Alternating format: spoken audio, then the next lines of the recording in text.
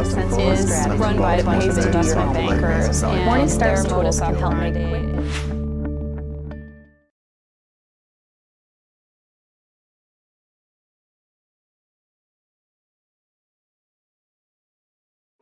On va commencer, si vous le voulez bien, par un petit peu d'historique. On a donc créé SciQuant avec Olivier Lesmarie en septembre 2005, après avoir passé, je dirais, une quinzaine d'années, et même un peu plus, à développer les activités de trading dans les marchés de dérivés et de dérivés d'actions. Alors on avait commencé chez Chevreux, puis ça s'est développé dans le groupe Indo-Suez, et puis plus tard au sein du groupe Crédit Agricole. Alors, au sein de la banque, on avait plusieurs types d'activités. On avait des activités qu'on appelait dites client-driven, c'est-à-dire toutes les activités qui consistaient à couvrir les risques liés à des produits qu'on vendait à des clients corporate ou institutionnels. C'est évidemment pas ce pôle qui pouvait nous intéresser dans le cadre d'un fonds.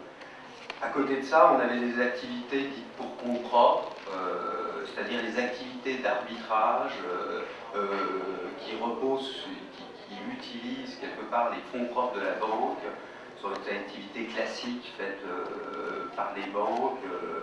Ce sont l'arbitrage sur indice, l'arbitrage sur convertible, l'arbitrage de volatilité, le risque arbitrage, enfin, toutes ces activités d'arbitrage d'actions et de dérivés d'actions.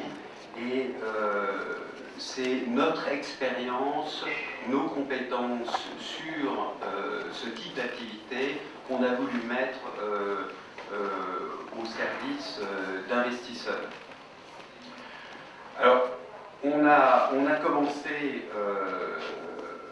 en 2005 et je dirais que malheureusement on a débuté nos activités dans un fonds de droit étranger. En fait, il faut se replacer un petit peu dans le contexte de l'époque où les activités, il y a pas mal d'engouement sur les activités de gestion alternative. Mais tout ça se développe essentiellement dans des fonds offshore et ça ne se développe pas, je dirais, dans des fonds traditionnels. Donc, on a choisi un petit peu la voie qui était la voie de l'époque. Hein. On nous avait expliqué qu'il n'y avait pas tellement de salut en dehors des fonds offshore. Que les dépositaires français ne savaient pas faire, qu'il fallait un prime broker, enfin bon, un certain nombre de choses qui faisaient qu'on ne pouvait pas faire ça dans un fonds de droit français. Bon, donc on a commencé au départ dans un fonds de droit étranger qui s'appelait Helium Fund, qui existe toujours d'ailleurs. On a commencé avec les quantités, les capitaux un petit peu minimum qu'on nous avait indiqués, de l'ordre de 25 millions d'euros. Et puis, dans un premier temps, on voulait vraiment offrir un produit, je dirais, un produit quelque part un peu fini auprès des investisseurs. C'est-à-dire que dans un premier temps, on n'a pas eu de démarche véritablement auprès des investisseurs pour lever des fonds. Je dirais que pendant 2 ans, on a sélectionné les stratégies qu'on allait mettre en place. On a construit un track record, parce que c'est un petit peu essentiel tout de même pour lever des fonds de manière un petit peu substantielle. On a également développé complètement notre plateforme de gestion PMS, qui est un outil propriétaire et qui est pour nous essentiel à la gestion de nos opérations. Donc, également, dès le départ, on définit un style de gestion. On veut faire de la gestion dite absolute return, mais de la vraie gestion alternative, c'est-à-dire très largement décorrélée de l'évolution des marchés actions. Et en fait, j'insiste un petit peu sur ce point parce que les 2 années qui se sont écoulés ont nettement mis en évidence que finalement une grande partie de la gestion alternative qui se prétend très décorrélée ne l'est finalement pas tant que ça quand on regarde finalement la performance des fonds. Et nous, je crois qu'on s'inscrit vraiment dans de la gestion décorrélée. Il est évident qu'on souffre évidemment de l'environnement, particulièrement en ce moment, mais ça a été le cas également en 2007, 2008. On souffre un petit peu de l'environnement, il pèse un petit peu sur la performance, mais tout de même on vise à produire des performances positives un petit peu, quelles que soient les circonstances de marché. Voilà. Donc nos objectifs de performance, voilà, indépendamment des conditions de marché, je dirais qu'on cherche à produire une performance positive, régulière, décorrélée du comportement général des marchés d'actions. On cherche à surperformer, je dirais, un indice monétaire de l'ordre de 500 BP, plutôt probablement un petit peu au-dessus de ça, avec une volatilité très faible, de l'ordre de 2,5, et on vise donc un Sharpe ratio autour de 2%. Voilà, alors, donc, si j'en reviens un petit peu à l'historique, au bout de 2 ans, notre style de gestion est défini. Les stratégies qu'on souhaite mener au sein de nos fonds sont clairement identifiées. Sont en gros des stratégies d'arbitrage, un petit peu diversifiées, mais toujours, qui tournent toujours autour de l'univers action. Le track record est là, donc en fait il nous manque plus que des investisseurs. Et c'est vrai qu'on va être un petit peu déçus parce que lorsqu'on se présente pour essayer de développer, je dirais, notre base d'investisseurs, on trouve d'un côté le monde traditionnel de la gestion alternative, ce monde qui investit dans les fonds plutôt offshore, et il ne trouve pas suffisamment agressif. C'est-à-dire que pour nous, notre style de gestion est quelque part trop conservateur, nos performances pas assez élevées, enfin ils veulent quelque chose de plus punchy. On nous explique qu'il faut mettre de l'effet de levier, enfin bon, être beaucoup plus agressif.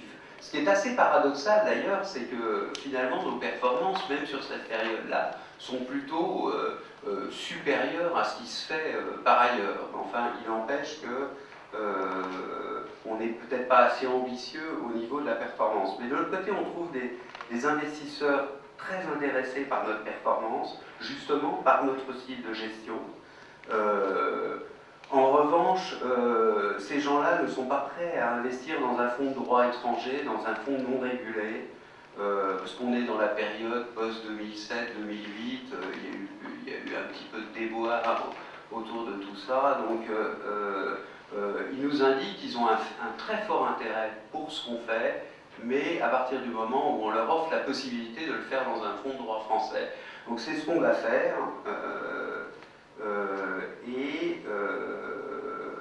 Et on va commencer ça. Alors c'est un petit peu long parce qu'il faut qu'on demande des changements d'agrément auprès de l'AMF. Il faut faire ce nouveau fonds, donc ça nous prend. Il faut également gérer le fonds qu'on a, donc c'est pas mal de choses à faire.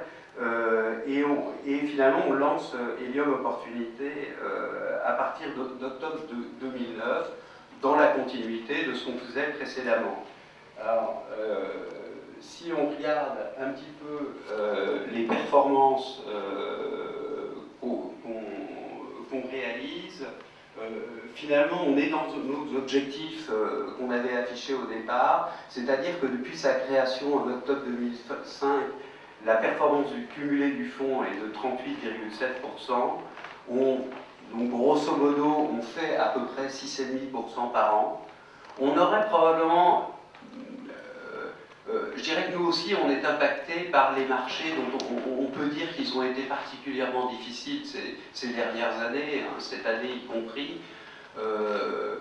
je dirais que dans des marchés plus conformes à ce qu'on a vu, je dirais, ces 20 dernières années, on peut penser qu'on serait plutôt dans des performances de l'ordre de 7, 8, 9, voilà. Donc sur nous aussi, je dirais, l'impact de la crise, un petit peu, qui a commencé en 2007 et qui est toujours là, nous impacte puisqu'elle nous limite un petit peu dans les prises de risque.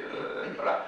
On a une volatilité de l'ordre de 2,48%, donc très en ligne avec, avec l'ambition de départ, et donc un Sharpe ratio de 2007.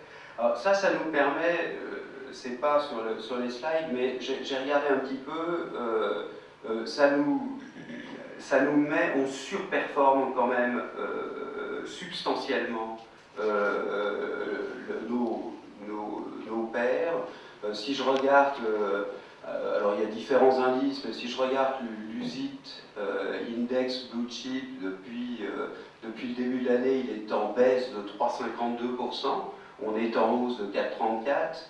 Le même indice USIT Index Event Driven, puisqu'on se situe plutôt dans cette catégorie Event Driven, est en baisse de presque 1%, encore une fois on est en hausse de 4,34%, et sur une plus large période, depuis 2006, l'indice HFRX Absolute Return est en baisse de près de 4%, et nous finalement sur la période on arrive pratiquement à 40% de performance cumulée. Donc la performance elle est pas astronomique tous les ans, mais on délivre tous les ans une performance régulière, et sur la durée ça fait quand même une différence extrêmement importante. Voilà, donc alors je vais faire un petit peu cette performance qu'on affiche nous permet évidemment d'être bien classés. Là je regarde le classement de Morningstar qui fait que dans notre catégorie on est en tête avec la performance dont j'avais parlé de 4,34. Sur dans d'autres classements, je prenais par exemple celui d'Exal qui classe 600 fonds USIT, et dans la catégorie Event Driven, on est également les premiers avec 4,49%, ça s'arrêtait à la fin novembre, pour une performance moyenne de cette stratégie de moins 89 BP. Ce qui nous a permis d'ailleurs de recueillir, notamment l'année dernière, parce qu'on je dirais que nos fonds ont atteint un encours qui nous permettait d'être qualifiés pour un certain nombre de prix. Donc on a eu, je passe à Londres, à Zurich, et cette année, à nouveau, pour notre performance de cette année, on est à nouveau nominé pour... voilà. Alors, je vais en finir un petit peu sur l'historique pour passer un petit peu à ce qu'on fait au sein de ces fonds beaucoup plus pratiquement. On essaye de reprendre un petit peu ce qu'on a fait dans le passé au sein d'une banque, et on a isolé, si vous voulez, les stratégies qui nous semblent les plus intéressantes pour un fonds comme le nôtre. Donc aujourd'hui, nos stratégies sont essentiellement axées sur l'arbitrage sur fusion-acquisition, le risk arb, les opérations sur titre, l'arbitrage sur dérivés actions, mais là-dedans on fait quelque chose de bien particulier, et ce qu'on appelle l'arbitrage long-short, qui pour nous c'est plutôt de l'arbitrage statistique. Alors, donc, si je décris un petit peu brièvement ces stratégies, je ne sais pas si... je dirais que les trois premières stratégies sont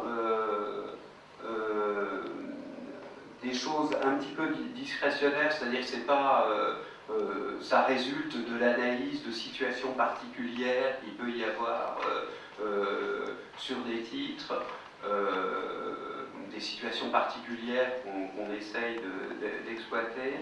Et la dernière stratégie est une stratégie par contre totalement quantitative, qui ne procède pas, je dirais, ni d'analyse fondamentale, et qui provient simplement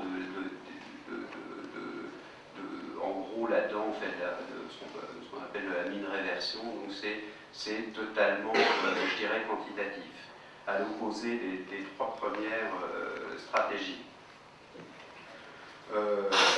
Alors l'arbitrage sur fusion-acquisition, le risk-arb, en fait, dans sa forme la plus simple, c'est une société A lance une offre sur une société B, elle paye 100 €, le titre converge vers 99, 98, et nous, si vous voulez, c'est là où on intervient, on achète vers 98, 99 pour apporter à 100. Alors, la différence entre 98, 99 et 100, c'est cet univers du dernier pourcent dans lequel on est. C'est là où sont nos marges, mais c'est là aussi où sont nos risques, puisque ces stratégies, enfin, ce dernier pourcent reflète les risques liés à la non-réalisation des opérations. Hein. Parce que les opérations donc d'OPA, ce sont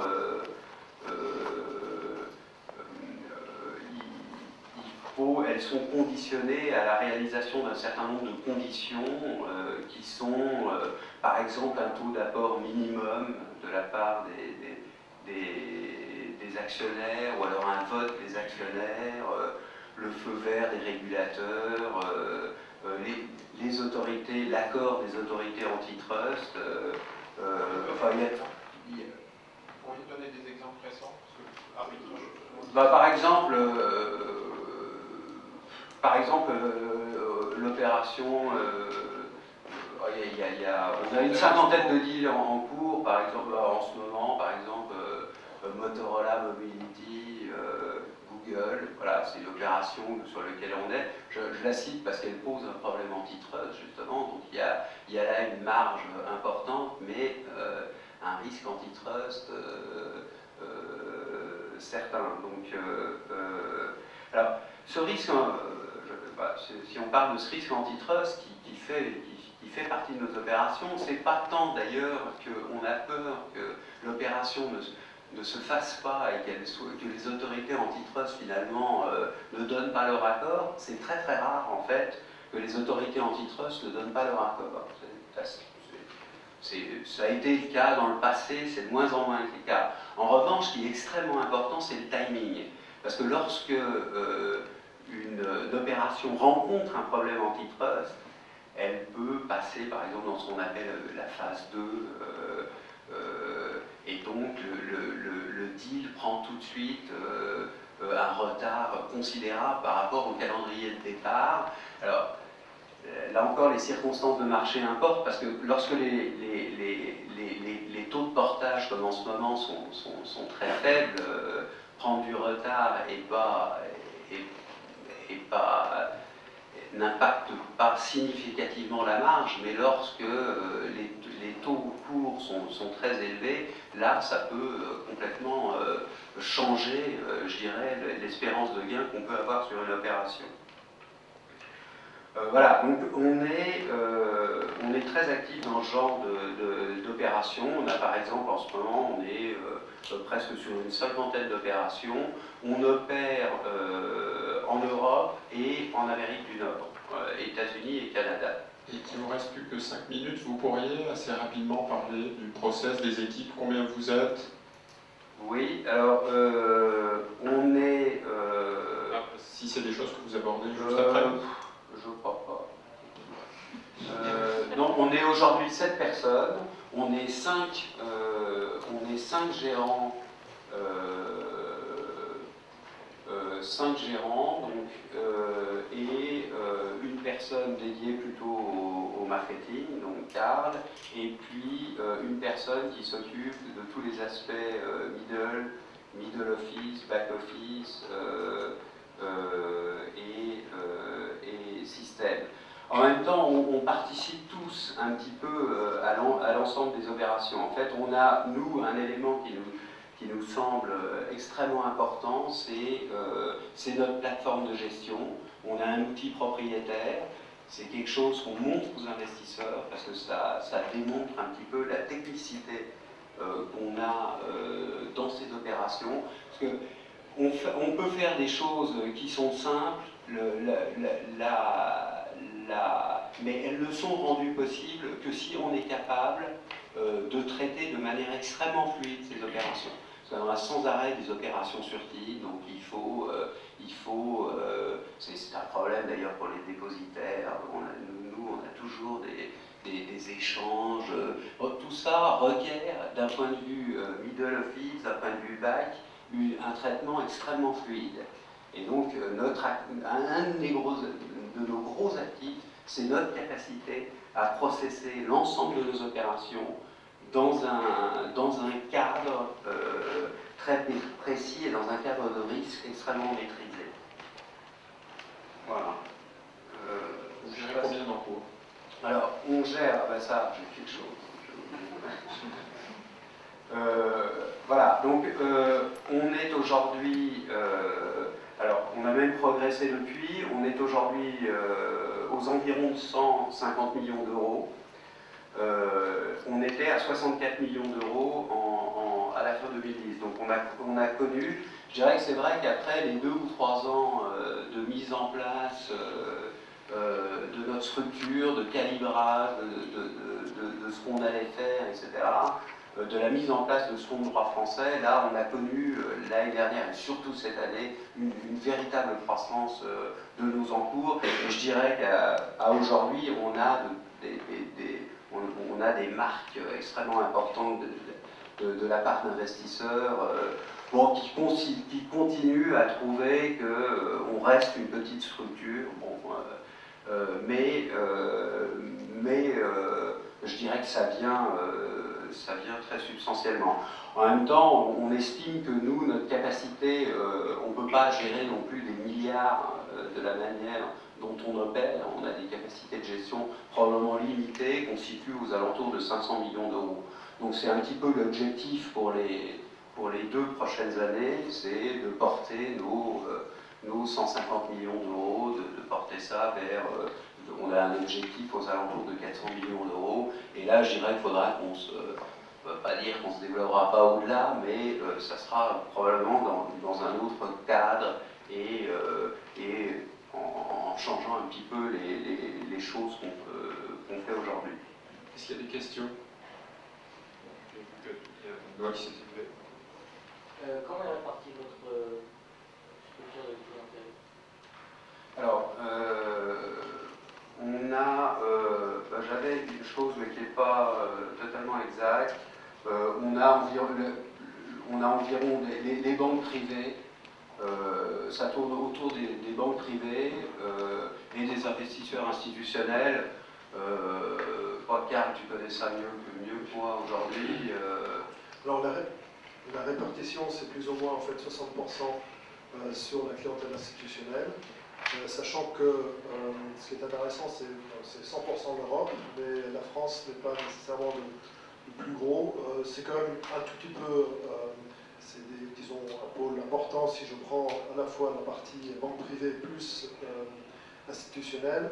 Mais ce qui est intéressant, c'est que l'Italie, l'Allemagne et aussi la Hollande, en fait, sont des investisseurs relativement importants chez nous. Donc, une clientèle européenne qui est assez présente, et comme je dis, en fait, à 60% institutionnelle, principalement des assureurs. Oui, paradoxalement, je dirais, c'est l'Allemagne qui aujourd'hui investit pas mal, et d'autant plus que là, on vient de dépasser un seuil. Et je dirais, il y a quelque part, chez ces investisseurs allemands que je rencontre avec Karl, le fait qu'on soit petit semble poser, par exemple, beaucoup moins de problèmes qu'en France. Ils font leur due diligence, c'est très long, c'est très très long, un petit peu fastidieux, mais à la fin, ils investissent. Je dirais quelque part, il y a moins de peut-être de frilosité, eu égard, je dirais, à ce qui est réel, c'est-à-dire la dimension encore réduite de notre société de gestion. La valorisation et l'administration sont en interne, vous n'avez pas d'administrateur extérieur. Ah si, bien sûr. C'est pas indiqué dans le... Oui, alors si, on a évidemment, enfin c'est une règle de toute façon. Donc on a un dépositaire, un valorisateur, enfin on est en l'espèce un fonds. Alors notre dépositaire est RBC Dexia pour le fonds de droit français. Il assure, comme c'est le cas en France, généralement également la fonction de valorisateur.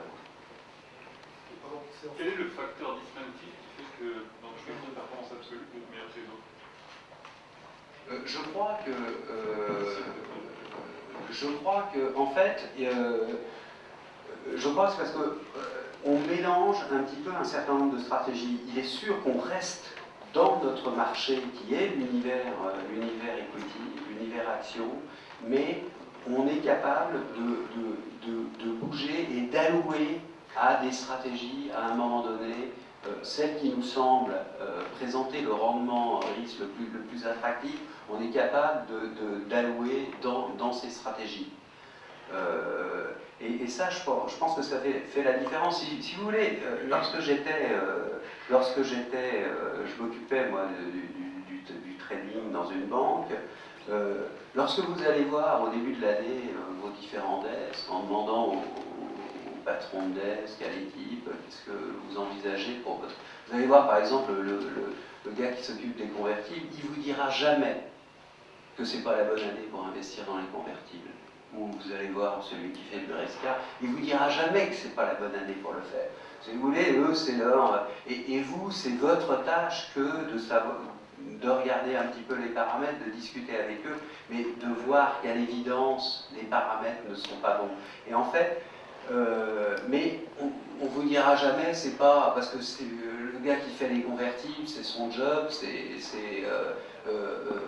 il ne va pas vous dire, c'est pas Henri, c'est pas cette année qu'il faut investir là-dedans, t'as qu'à laisser tomber, nous on va rien faire. Il ne vous dira jamais ça.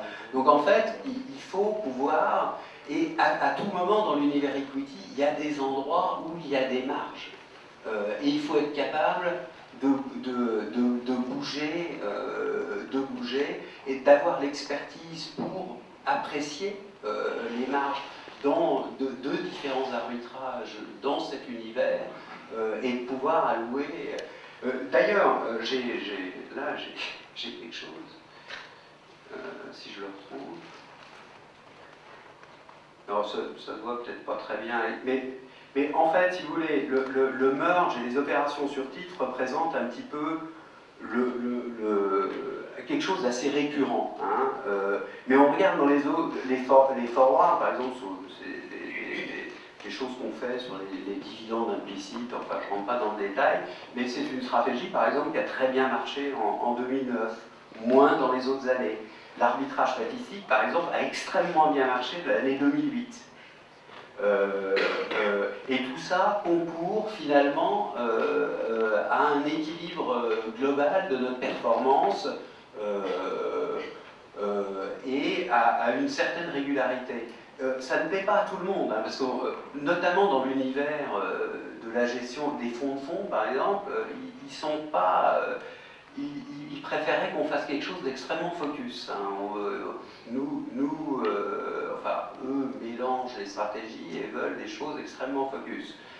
Mais nous, je pense que pour nos investisseurs, pour notre performance globale, il est beaucoup plus intéressant de pouvoir allouer notre risque là où, à un moment donné, la marge peut être la plus intéressante. Voilà, c'est un petit peu ça qui nous permet, dans des circonstances de marché très variables, de performer.